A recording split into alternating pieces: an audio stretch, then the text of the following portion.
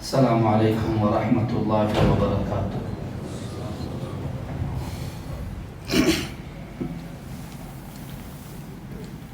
الله أكبر الله أكبر الله أكبر الله أكبر. أشهد أن لا إله إلا الله.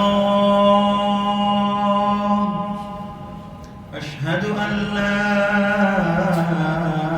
إله إلا الله. أشهد أن محمدا رسول الله.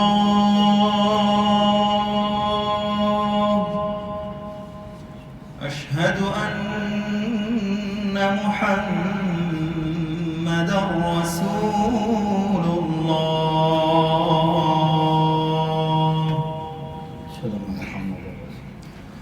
حي على الصلاة.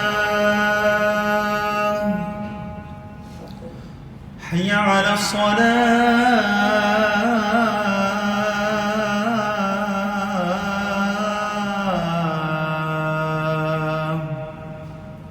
حي على الفلاح.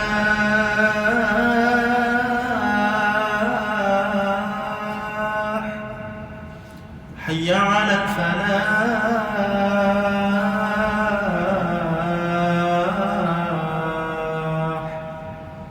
الله أكبر الله أكبر. لا إله إلا الله.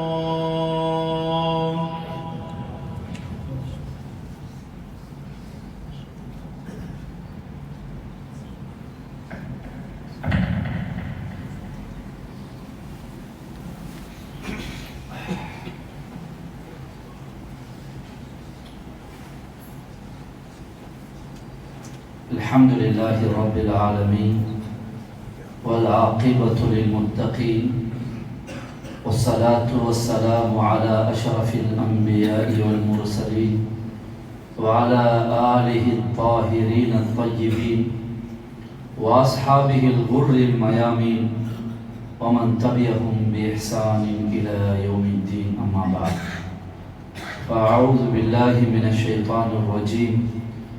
بسم الله الرحمن الرحيم. يا أيها الذين آمنوا اتقوا الله حق تقاته ولا تموتن إلا وأنتم مسلمون. وقال نبينا عليه الصلاة والسلام: إنما الأعمال بالنيات وإنما لكل امرئ ما نوى. فمن كانت هجرته إلى الله ورسوله فهجرته إلى الله ورسوله، ومن كانت هجرته إلى دنيا يصيبها أو إلى امرأة ينكحها فهجرته إلى ما هاجر إليه. رواه البخاري. சர்வலோகத்தை படைத்து பரிபாலித்து நிர்வாகம் செய்து கொண்டிருக்கக்கூடிய அல்லாஹ் ஒருவனுக்கே புகழ் அனைத்தும் உரித்தானது.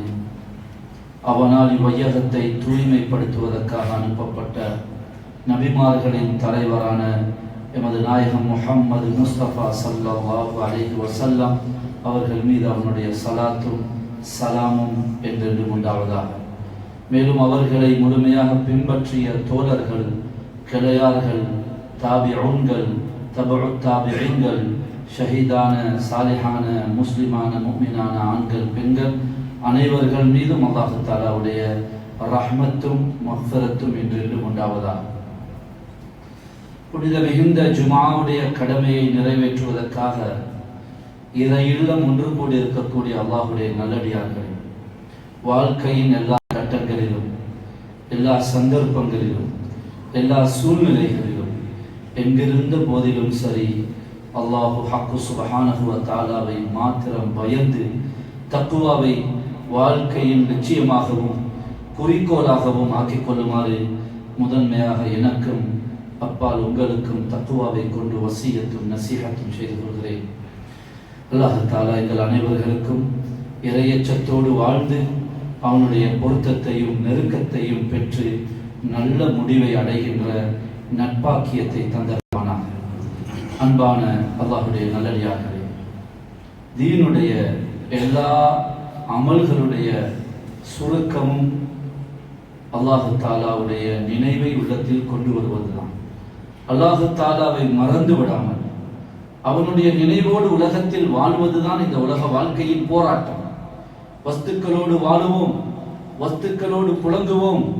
ஆனால் இந்த வஸ்துக்களுக்கு ஏமாந்து மதிமயங்கி உள்ளங்களை இந்த படைப்பினங்களுக்கு பறிகொடுத்து விடாமல் இந்த படைப்பினங்களை தாண்டி படைத்தவனை நினைத்து வாழுவதுதான் உலக வாழ்க்கையின் சாதனை.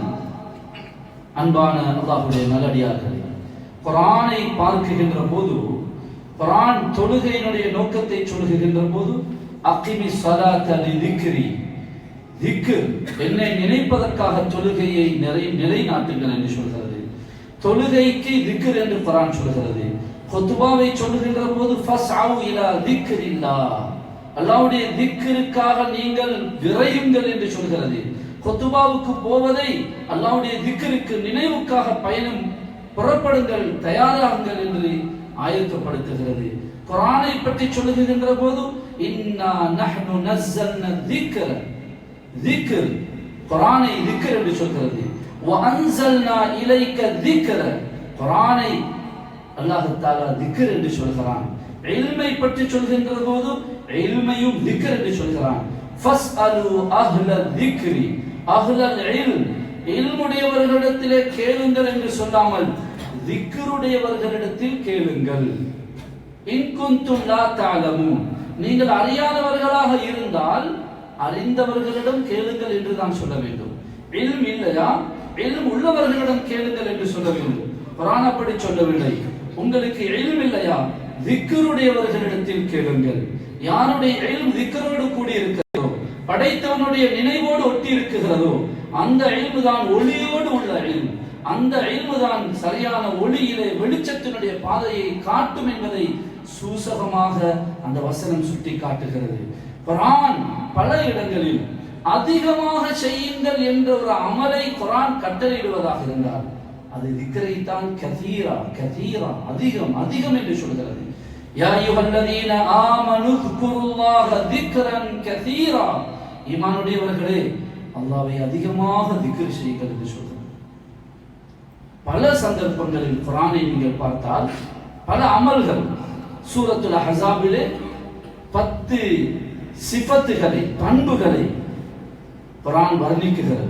இன்னல் முஸ்லிமீன வல் முஸ்லிமாத்தி வல் முஃமினீன வல் முஃமினாத்தி வல் கானிதீன வல் கானிதாத்தி என்று 10 பண்புகளை வர்ணித்து வருகிறது.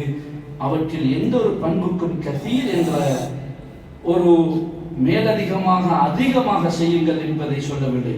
வல் முத்தஸத்திகீன வல் முத்தஸத்திகாத், அதிகம் சதகா கொடுப்பவர்கள் என்று சொல்லவில்லை. வஸ்ஸாயிமீன வஸ்ஸாயிமாத், அதிக நோன்பு நோட்பவர்கள் என்று சொல்லவில்லை. வஸ்ஸாபிரீன வஸ்ஸாபிராத், அதிகம் பொறுமை செய்பவர்கள் என்று சொல்லவில்லை. பொறுமையான ஆண்கள், பொறுமையான பெண்கள், அதிகம் தர்மம் செய்கின்ற ஆண்கள், தர்மம் செய்கின்ற பெண்கள் என்ற அந்த 10 பண்புகளில் 9 பண்புகளை பொதுப்படையாக சொல்லிவிட்டு வத்தாகிரீன அல்லாஹ கதீரா, அல்லாஹ்வை அதிகமாக திக்ர் செய்பவர்கள் என்று திக்ருடைய இடம் வருகின்ற போது கதீரா, அதிகமாக திக்ர் செய்கின்ற ஆண்கள் என்று குர்ஆன் அங்கே சொல்கிறது. நீங்கள் வியாபார ஸ்தலங்களில் இருந்தால் வذ்குருல்லாஹ கதீரன் லஅல்லக்கும் துஃப்லிஹூன், பஜாரிலே வியாபாரத்தில் ஈடுபடுகின்ற விடயத்தை சொல்லுகின்ற போது வذ்குருல்லாஹ கதீரா, அதிகமாக அல்லாஹ்வை நினையுங்கள். லஅல்லக்கும் துஃப்லிஹூன், நிச்சயமாக நீங்கள் வெற்றியுள்ளவர்களாக ஆகிவிடுவீர்கள். அந்த வியாபாரத்தில் லாபமும் வெற்றியும் உங்களுடைய திக்ரை கொண்டுதான் என்று குர்ஆன் அங்கே உணர்த்துகிறது. யா அய்யுஹல்லதீன ஆமனு இதா லகீதும் ஃபிஅத்தன் ஃபத்புது, போர்க்களம், யுத்த களத்தினுடைய சந்தர்ப்பத்தில் கூட குர்ஆன் என்ன தெரியுமா கட்டளையிடுகிறது? வذ்குருல்லாஹ கதீரா, அங்கே இருந்து கொண்டு அந்த இக்கட்டான நிலையிலும் படைத்தவனை மறந்து விடாதீர்கள், அதிகமாக அல்லாஹ்வை நினையுங்கள் என்று சொல்கிறது.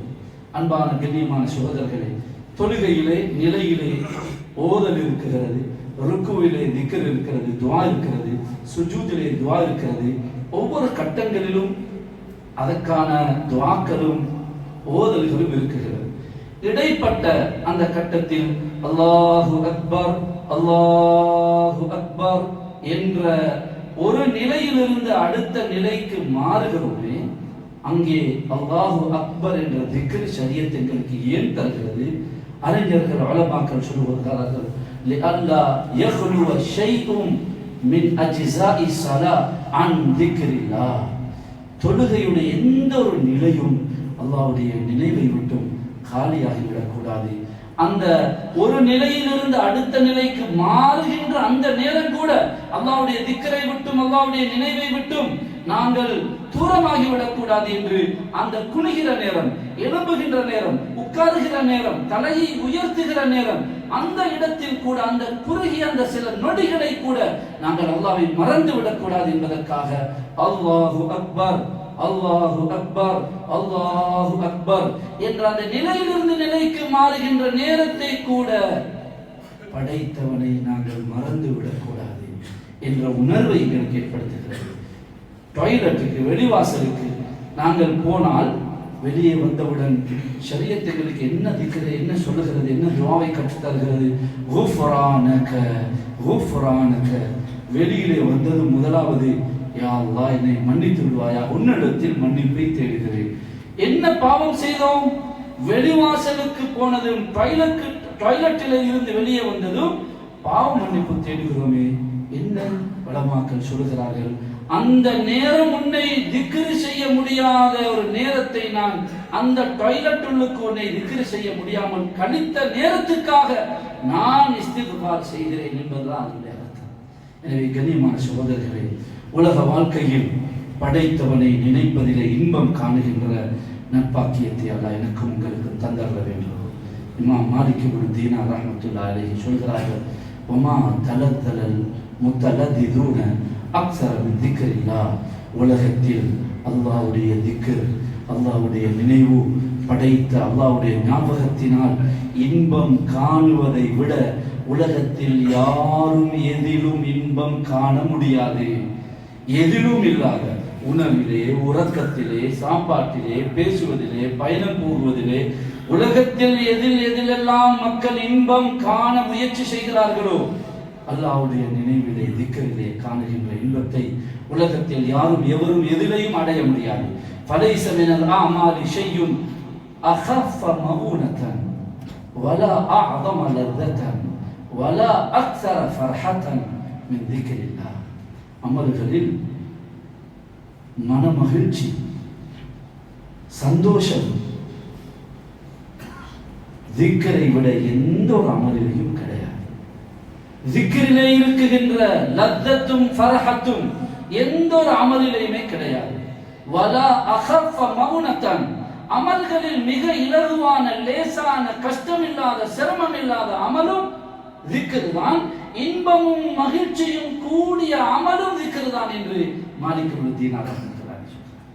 எல்லா நேரத்திலும் திக்ர் செய்யலாம்.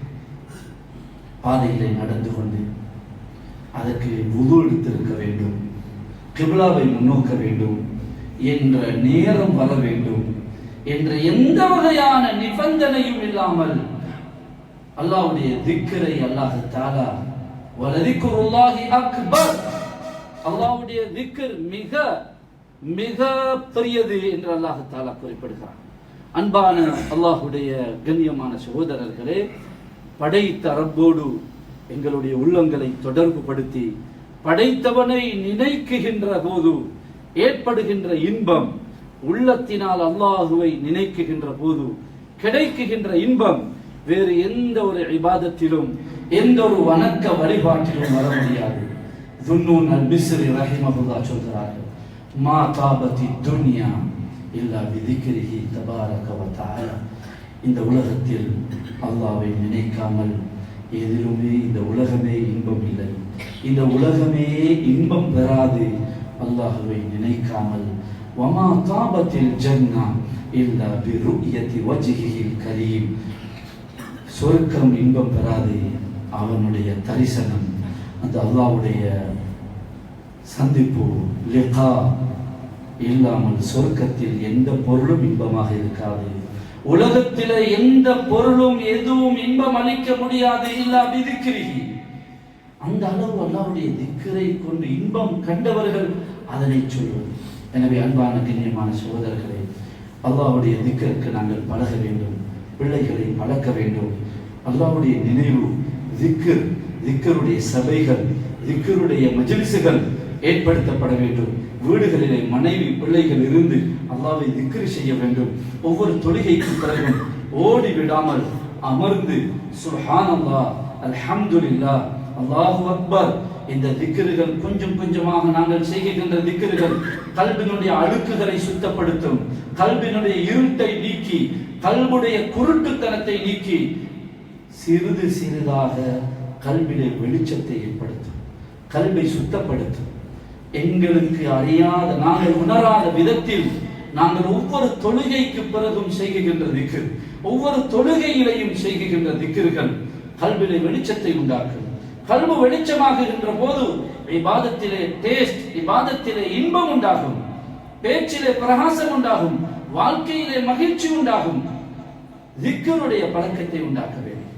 திக்ர் இல்லை என்றிருந்தால் அல்லாஹ்வுடைய திக்ர் குறைய குறைய கல்விலே இறுக்கத்தன்மை ஏற்படும். ஃபவைலுல் லில் காசியத்தி குலூபுஹும் மின் திக்ரில்லாஹ். அல்லாஹ்வுடைய ஞாபகத்தை மறந்ததனால் இறுகி போன உள்ளங்களுக்கு அழிவு, நாசம் உண்டாகட்டும். நாசம் தான் என்று குர்ஆன் சொல்லுது. கசாவத்துல் கல்ப், உள்ளம் அழுக்காகுவது, உள்ளம் இறுகி போவது, கண்களில் கண்ணீர் வராது, பாவங்களுடைய பாரதூரம் விளங்காது, பாவம் செய்தோமே என்ற ஆத்திரம் இருக்காது, பாவத்தை வைத்து பெருமை அடிப்பார்கள். நான் அப்படி செய்தேன், இப்படி செய்தேன் என்று அதனை சாதனையாக நினைப்பார்கள், திறமையாக நினைப்பார்கள். இதுவெல்லாம் கல்விலே ஏற்படுகின்ற அந்த கசாவத். இப்னு கய்யிம் அல் ஜௌஸிய்யா ரஹிமஹுல்லாஹ் சொல்கிறார்கள், இன்னலில் கல்வி கஸ்வத்தன், கல்விலே அழுக்கு ஏற்பட்டு கல்வி இறுகி போற ஒரு நிலை ஏற்படுகிறது. லா யுதீபுஹா இல்லா திக்ருல்லாஹ். அல்லாஹ்வுடைய திக்ர் தான் அதனை, அந்த கல்வை மிருதுவாக்கும், அந்த கல்வை சுத்தப்படுத்தும். அல்லாஹ்வுடைய திக்ரை தவிர வேறும் அந்த கல்வுடைய கெட்டித்தன்மையை மிருதுவாக்கி அதனை சுத்தப்படுத்த முடியாது. திக்ரை கொண்டு கல்வை இலகுவாக்கி கல்விலே அல்லாஹ்வுடைய ஞாபகத்தை ஏற்படுத்தி அந்த கல்வை சுத்தப்படுத்த வேண்டும். இப்னு கய்யிம் அல் ஜௌஸிய்யா ரஹிமஹுல்லாஹ் சொல்கிறார்கள், ينبغي للعبد أن يداوي قسوة قلبه بذكر الله عز وجل. ஒவ்வொரு மனிதனும் தன்னுடைய உள்ளத்தினுடைய அழுக்குகளை போக்க, தன்னுடைய உள்ளத்துடைய அழுக்குகளை நீக்க திக்ரை கொண்டு வைத்தியம் செய்ய வேண்டும் என்று சொல்கிறார்கள். உடலுடைய வைத்தியத்தை விட உள்ளத்துடைய வைத்தியம் மிக முக்கியமானது. கேன்சரை விட, பிரெயின் டியூமரை விட, கிட்னி ஃபெயில் ஆகுவதை விட பாரதூரமான பயங்கரமான நோய் கல்விலே வருகின்ற நோய். உலக ஆசை, பண ஆசை, பிரபலிய மோகம், பதவி மோகம், பெருமை, கர்வம், பொறாமை, இதுவெல்லாம் கல்வியினுடைய நோய்கள். அதன் சைடு எஃபெக்டுகள், கெட்ட விளைவுகள், பக்கவாதங்கள் மிக மோசமானது. மனைவியோடு கோபம் வருவது, சண்டை பிடிப்பது, என்னை மதிக்கவில்லை, என் பேச்சை கேட்கவில்லை, நான் நான் நான் நான் என்ற மமதை, அது கல்விலே ஒரு சிலையாக மாறி உருவாகி விடுகிறது. நான் மதிக்கப்பட வேண்டும், என் பேச்சு கேட்கப்பட வேண்டும், நான் வரமுந்தி ஆரம்பிச்சுட்டாங்க என்றது இவருக்கு ஒரு கோபம், மனைவி என்னை மதிக்கவில்லை என்பது அவருக்கு கோபம். படைப்பிடங்களிடம் கண்ணியத்தை எதிர்பார்ப்பவர்களை படைப்பினத்தை வைத்து அல்லாஹ் கேவலப்படுத்தும். படைப்பிடங்களுக்கு கண்ணியம் என்பது கிடையாது, கண்ணியம் படைத்த ஒருவனுக்கு தான் இருக்கிறது. வலில்லாஹில் இஸ்ஸத்து ஜமீஆ, எல்லா இஸ்ஸத்தும் கண்ணியமும் அல்லாஹ்விடம் தான் இருக்கிறது. படைப்பிடங்களிடம் கண்ணியத்தை எதிர்பார்ப்பது பிச்சைக்காரனிடம் பிச்சை கேட்பதை போன்று. நிர்வாகம் என்னை மதிக்க வேண்டும், குடும்பம் என்னை மதிக்க வேண்டும், அவர்கள் என்னை மதிக்க வேண்டும் என்றெல்லாம் எதிர்பார்ப்பது அவனுக்கே மரியாதை இல்லை, கண்ணியம் இல்லை. அவனிடம் இல்லாத ஒன்றை அவன் எனக்கு எப்படி தருவான்? கண்ணியம் வேண்டுமா? கண்ணியத்தை தருபவனிடம் கண்ணியத்தை எதிர்பாருங்கள். உள்ளங்களை அல்லாஹ்வின் பக்கம் திருப்புங்கள். கண்ணியமான அல்லாஹ்வுடைய நல்லடியார்களே, எனவே இவைகளெல்லாம் கல்வி இறுகி போன போது உலக ஆசை, பண ஆசை, கல்வுடைய குருட்டுத்தனம், கல்வுடைய இருட்டு, கல்வுடைய உள்ளத்தினுடைய அழுக்கு அவருடைய பேச்சிலே, அவருடைய குடும்ப வாழ்க்கையை பாதிக்கும், பொருளாதாரத்திலே பாதிப்பை ஏற்படுத்தும், அவருடைய சமூக வாழ்க்கையிலே அது பாதிப்பை ஏற்படுத்தும். இவற்றை விட்டு உள்ளத்தை சுத்தப்படுத்த ஐயுதாவிய கஸ்வத கல்பிஹி பிதிக்ரில்லாஹ், அல்லாஹ்வுடைய திக்ரை கொண்டு தன்னுடைய கல்வுடைய அந்த இறுக்கத்தனம், அழுக்குகள் கூடி அந்த இறுக்கத்தனத்தை, அந்த நோய்க்கு வைத்தியம் செய்வது ஒவ்வொருவருக்கும் அவசியம் என்று சொல்கிறார்கள். இப்னு கையிம் ஜௌஸிய்யா ரஹிமஹுல்லாஹ் சொல்கிறார்கள், மா துரிப அப்துன் பிஉகூபத்தின் அஅஸம மின் கஸ்வத்தில் கல்ப். அல்லாஹ்வுடைய தண்டனைகள் பலவாறு, பொருளால் சோதனை வரலாம், உடலால் தண்டனைகள் வரலாம். இந்த எல்லா தண்டனைகளை விட மிக மோசமான, பயங்கரமான, ஆபத்தான தண்டனை அல்லாஹ் கல்வை இறுக்கி விடுவது. நாங்கள் சில வேளை நினைக்கலாம், அவர் வட்டியோடு தானே வாழ்கிறார், அவர் நல்லாதானே இருக்கிறார் என்று நினைக்கலாம். இவர் பாவங்கள் தொழுவது கூட இல்லை, நல்ல வியாபாரம் நல்லா இருக்குது என்று யோசிக்கலாம். அல்லாஹ்வுடைய தண்டனைகளில் மிக மோசமான தண்டனை கல்வை இறுக்கி அல்லாஹ்வை விட்டு தூரமாக்கி விடுவது. போ, நீ என்னை நினைக்காதே, என்னை நெருங்காதே என்று தூரமாக்கி விடுவது. படைத்தவனுடைய நினைவில்லாமல், படைத்தவனுடைய நெருக்கம் இல்லாமல் தூரமாகி விடுவதை விட துரதிஷ்டமும் அபாக்கியத்தன்மையும் கேவலமான தண்டனையும் உலகத்தில் எதுவும் இருக்க முடியாது. அல் கல்புல் காசி லா துஅத்திர் ஃபீஹி அல் ஆயாத்து வல் வஅது வத் தذكீர் ஷைஅ. கல்வி இறுகிவிட்டால் அந்த கல்வுக்கு என்ன உபதேசம் செய்தும் வேலையில்லை. அந்த கல்வு அந்த உபதேசங்களை கொண்டு பாட படிக்காது, படிப்பினை வராது. ஜனாசாவில் கலந்து கொள்வார், கபரிலே இறங்குவார், ஜனாசாவை குளிப்பாட்டுவார், ஆனால் அவர் அவராகத்தான் இருப்பார். நோன்பு வரும், பயான்கள் நடக்கும், குத்பாக்கள் நடக்கும், விதவிதமான நிகழ்ச்சிகளும் பயான்களும் நடக்கும். கூட்டத்தோடு கூட்டமாக நோன்பு, கூட்டத்தோடு கூட்டமாக ஹஜ்ஜி, கூட்டத்தோடு கூட்டமாக உம்ரா எல்லாம் நடக்கும். ஆனால் அவர் அவராகவே இருப்பார். அவரிடத்தில் எந்த மாற்றமும் வராது, இரையச்சம் உண்டாகாது. அல்லாஹ் எப்படியான வாய்ப்புகளை கொடுத்தாலும் அவருடைய பொய் பொய்யாகவே இருக்கும், அவருடைய வட்டி வட்டியாகவே இருக்கும், அவருடைய ரகசிய பாவங்கள் அப்படியே இருக்கும். கல்பு இறுகிவிட்டதனுடைய அடையாளம். எனவே கண்ணியமான அன்பான அல்லாஹ்வுடைய நல்லடியார்களே, அல்லாஹ் எனக்கும் உங்களுக்கும் படைத்த ரப்பை நினைக்குகின்ற அந்த நட்பாக்கியத்தை தந்தருவானாக. நாவால் நினையுங்கள், உள்ளத்தால் நினையுங்கள். எல்லா சந்தர்ப்பங்களிலும் அல்லாஹ்வை நினைக்க முடியும். உடம்பு பஸ்ஸிலே இருக்குகிறது, படைத்தவனோடு உள்ளம் ட்ரெயினிலே இருக்குகிறது, படைத்தவனோடு உள்ளத்தை இணைக்கலாம். சிந்தனையால் அல்லாஹ்வை நினைப்பது திக்ர், உள்ளத்தால் நினைப்பது திக்ர். திக்ர் என்று சொல்வதே நினைப்பது. நாவு அதற்கு துணையாக இருக்குகின்ற ஒன்று.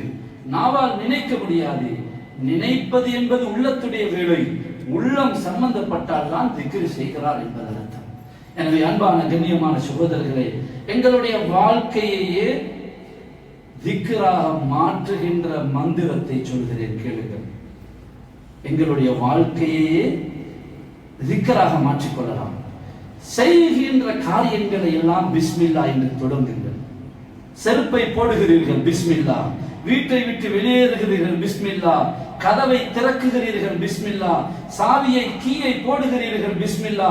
ஸ்டார்ட் பண்ணுகிறீர்கள், பிஸ்மில்லா. வாகனத்தை துவங்குகிறீர்கள், பிஸ்மில்லா. பயணம் முடிகிறது, அல்ஹம்துலில்லாஹ்.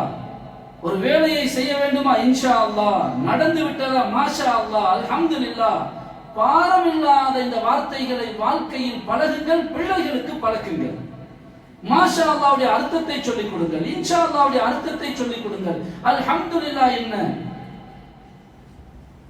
ஒரு கவலையான கஷ்டமான விடயம் வந்து விட்டதா, இன்னா லில்லாஹி வ இன்னா இலைஹி ராஜிஊன். அல்லாஹ் நாடியது நடக்கும் என்ற அல்லாஹ்வுடைய விதியை வெளிப்படுத்துகின்ற ஒரு வார்த்தை தான் அது. யாராவது மரணித்தால் தான் இன்னா லில்லாஹ் சொல்ல வேண்டும் என்ற அவசியம் இல்லை. கரண்ட் போய் விடுகிறதா, இன்னா லில்லாஹி வ இன்னா இலைஹி ராஜிஊன். சாவியை காணவில்லையா, இன்னா லில்லாஹி வ இன்னா இலைஹி ராஜிஊன். ஒரு கிளாஸ் உடைந்து விடுகிறதா, இன்னா லில்லாஹி வ இன்னா இலைஹி ராஜிஊன்.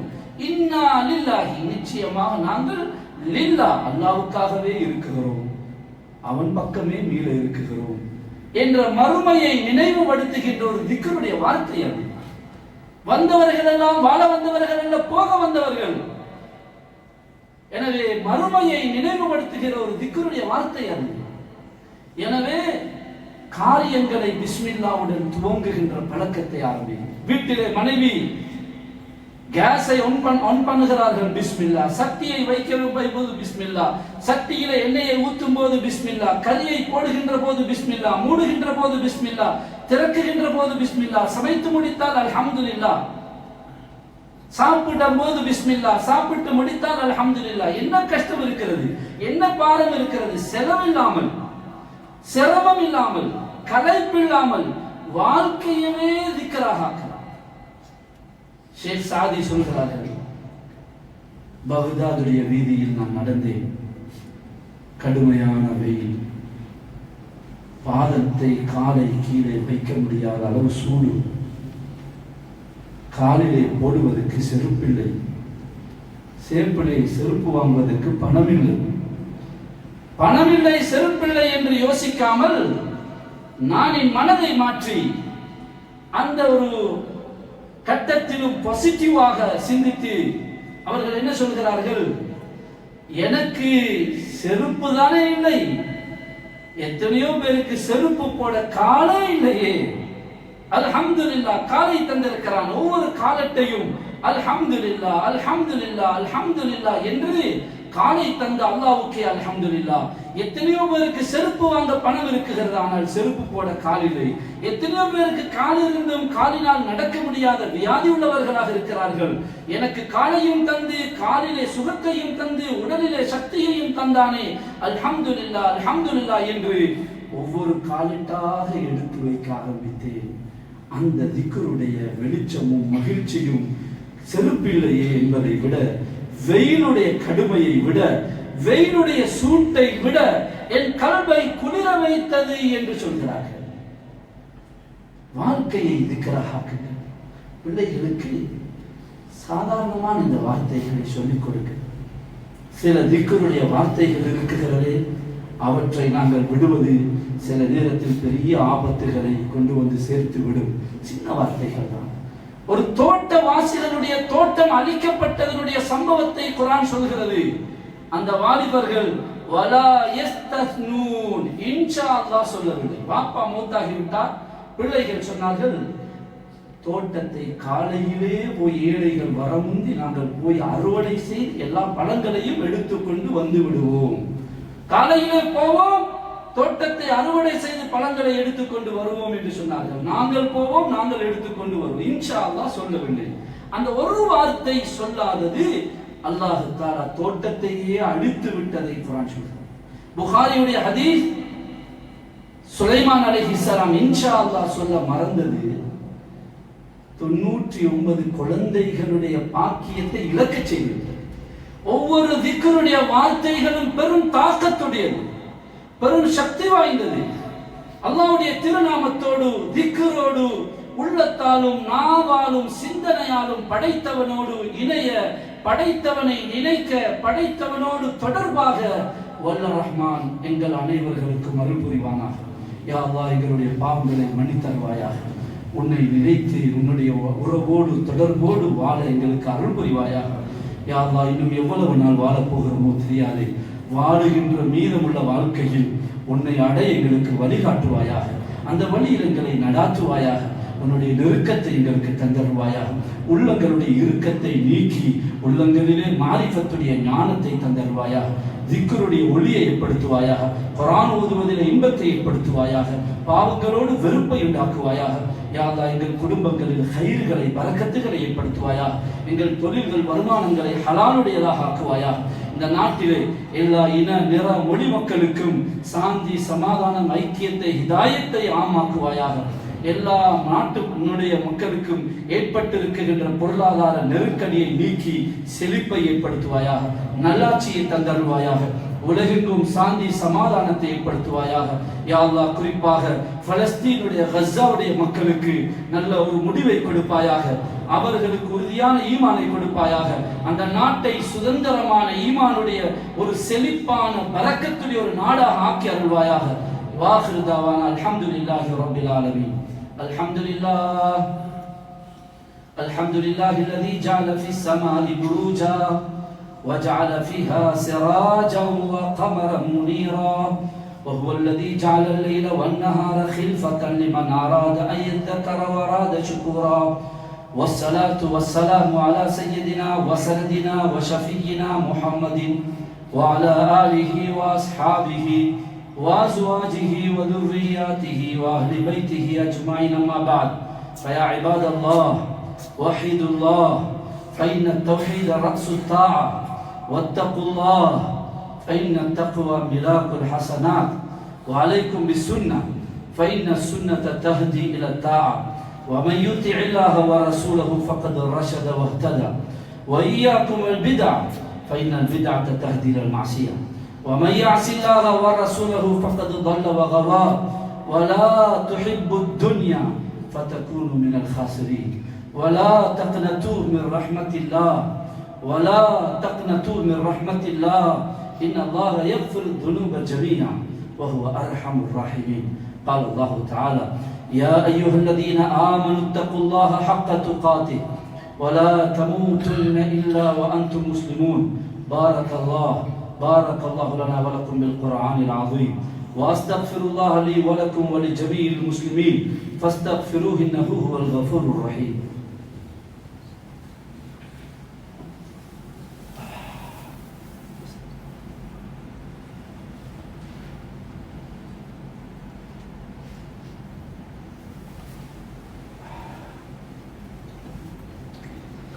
إن الحمد لله نحمده ونستعينه ونستغفره ونؤمن به ونتوكل عليه، ونعوذ بالله من شرور أنفسنا ومن سيئات أعمالنا، من يهده الله فلا مضل له ومن يضلل فلا هادي له، وأشهد أن لا إله إلا الله وحده لا شريك له، وأشهد أن سيدنا مولانا محمدا عبده ورسوله.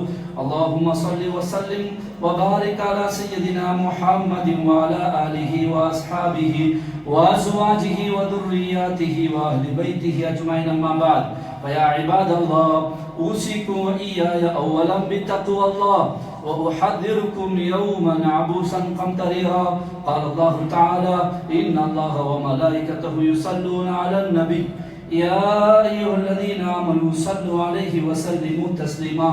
اللهم صل على سيدنا محمد وعلى آل سيدنا محمد كما صليت على إبراهيم وعلى آل إبراهيم، وبارك على سيدنا محمد وعلى آل سيدنا محمد كما باركت على إبراهيم وعلى آل إبراهيم إنك حميد مجيد. قال النبي صلى الله عليه وسلم: أرحم أمتي بأمتي أبو بكر رضي الله عنه، وأشدهم في أمر الله عمر رضي الله عنه، وأصدقهم حياء عثمان رضي الله عنه، وأقضاهم علي رضي الله عنه، وفاطمة سيدة نساء أهل الجنة، والحسن والحسين سيدا شباب أهل الجنة، وحمزة أسد الله وأسد رسوله صلى الله عليه وسلم رضوان الله تعالى عليهم أجمعين. اللهم اغفر للمؤمنين والمؤمنات والمسلمين والمسلمات الأحياء منهم والأموات. اللهم أعز الإسلام والمسلمين، اللهم احفظ الإسلام والمسلمين، اللهم أيد جنود المسلمين، اللهم اصلح أحوال المسلمين في كل مكان، خصوصا في بلاد الشام وفلسطين وغزة. اللهم انصرهم وارحمهم يا أرحم الراحمين. اللهم ارحم موتاهم واشف مرضاهم، اللهم اقض حوائجهم وانصرهم على عدوك وعدوهم برحمتك يا أرحم الراحمين. إن الله يأمر بالعدل والإحسان وإيتاء ذي القربى وينهى عن الفحشاء والمنكر والبغي يعظكم لعلكم تذكرون اذكروا الله يذكركم واشكروه على نعمه يزدكم ولذكر الله أكبر والله يعلم ما تصنعون.